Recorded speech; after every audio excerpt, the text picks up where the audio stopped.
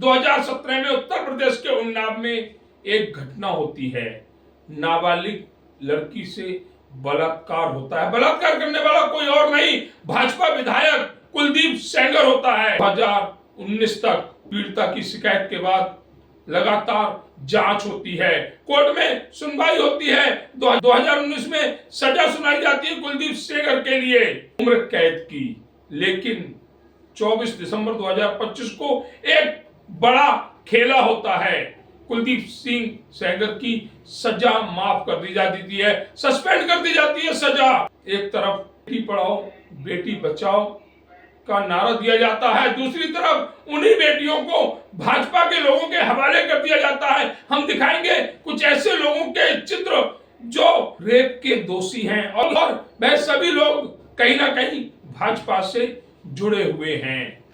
अगर हम बात कुछ अन्य लोगों की करें, हम बात आशाराम बापू की करें, हम बात राम रहीम की करें, हम बात अन्य लोगों की करें, तो ये आज जेल से बाहर हैं। कोई पैरोल पर है तो किसी को सजा के दौरान जमानत मिल गई है। मोदी जी कहते हैं बेटियों से दुष्कर्म करने वाले उनको सरकार में फांसी होगी। जब बलात्कार की या महिलाओं पर अत्याचार की घटनाएं घटती हैं तो उसकी बहुत चर्चा होती है, बहुत प्रचार होता है, मीडिया में छाया रहता है। लेकिन जब ऐसे राक्षसी मनोवृत्ति व्यक्ति को सजा होती है तो वो खबरों में कहीं नजर नहीं आती, एक कोने में कहीं पड़ा रहता है। अब समय की मांग है कि जिनको सजा होती है उसकी व्यापक चर्चा हो, ताकि ऐसा पाप करने वालों को भी डर पैदा हो कि ये पाप करने की हालत ये होती है कि फांसी पर लटकना पड़ता है।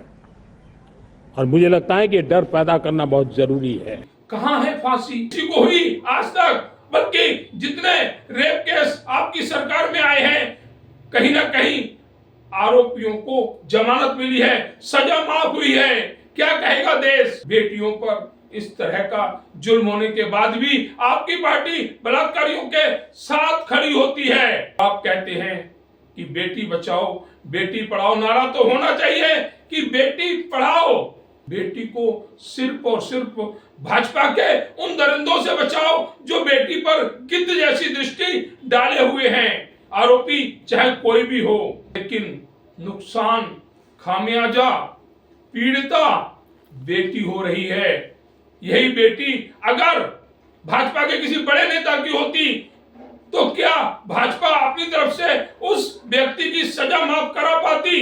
एक तरफ बेटी को बचाने की बात होती है, दूसरी तरफ वही बेटी दुष्कर्म का शिकार होती है, शिकार करने वालों की सजा माफ कर दी जाती है। जी हूं या योगी जी हूं, बेटियों की इज्जत के साथ खिलवाड़ बंद हो। कहीं ऐसा ना हो कि बेटियों के साथ खिलवाड़ करने वालों को जनता 2027 और 2029 में ऐसा जवाब दे कि वह कहीं मुंह दिखाने लायक नहीं रहे। जिस तरह से देखा गया उन्नाव पीड़िता के साथ, एक तरफ बलात्कारी की सजा माफ होती है, दूसरी तरफ प्रदर्शन कर रही बेटी और उसकी मां के खिलाफ पुलिस एक्शन लेती है। वह पुलिस जो कुलदीप सेंगर को तो सुरक्षा दे रही है जो एक बलात्कारी है, और मां बेटी को डिटेन कर रही है जो उस न्याय के खिलाफ खड़ी हैं, जिस न्याय से उन्हें संतुष्टि नहीं मिली है। आज बेटी के साथ खड़ी दूसरी बेटियां मीडिया पर हंस रही हैं, सरकार पर हंस रही हैं कि बेटी को न्याय नहीं मिल रहा। 14 साल पहले सर कोर्ट को मानते थे, अब नहीं मानते हैं। पूरा कोर्ट मीडिया सब कुछ बिक चुका है इस सरकार के आने के बाद में। इस देश के अंदर अब संविधान नाम की चीज, कोर्ट नाम की चीज, कानून नाम की चीज, मीडिया, हम लोगों आप लोगों के भरोसे होते थे, अब हम आप लोगों को भी नहीं समझते। 2017 में उन्नाव में एक रेप होता है, नाबालिग रेप पीड़िता होती है। 2019 में उस केस की सुनवाई होती है, भाजपा विधायक कुलदीप सेंगर को गिरफ्तार किया जाता है। उसके बाद लगातार इस केस में सुनवाई होते हुए कुलदीप सेंगर को उम्र कैद की सजा सुनाई जाती है।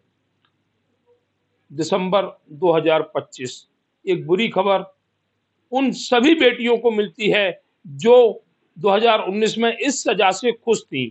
कुलदीप सेंगर की सजा सस्पेंड कर दी जाती है, उन्हें रिहा कर दिया जाता है। इस आदेश के खिलाफ उन्नाव बाढ़ पीड़िता इंडिया गेट पर धरने पर बैठती है, वहां से पुलिस द्वारा उसे डिटेन किया जाता है, उसे उठा लिया जाता है। तो क्या अब रेप पीड़िताओं के साथ ऐसा ही होगा?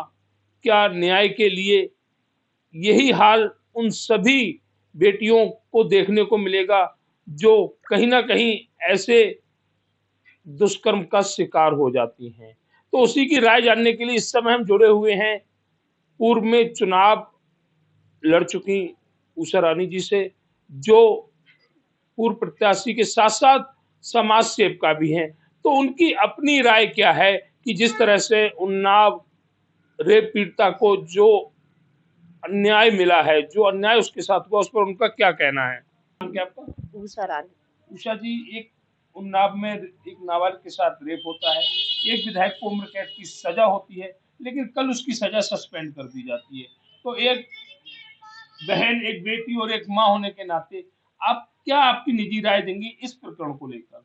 देखो, मेरी निजी राय ये है, दुष्कर्म करने वाले को फांसी की सजा होनी चाहिए। उसके बावजूद बलात्कारी रिहा हो जाते हैं। यह उन्नाव रेप पीड़िता के साथ साथ देश के लिए भी दुर्भाग्य की बात है।